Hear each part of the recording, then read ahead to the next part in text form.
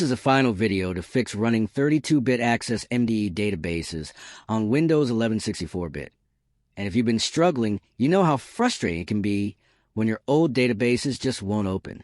The problem happens because Windows 11 64-bit cannot natively run 32-bit Access MDE files without the right configuration, and most guides online are long, confusing, or full of extra steps that make you give up.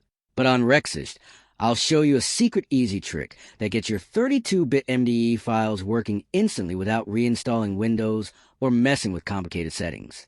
This simple method uses a lightweight 32-bit Access Runtime alongside Windows 11, letting your old databases run just like before. If you want to break it down step by step so you can do it yourself, comment below, and I'll make a full tutorial showing you exactly what to do.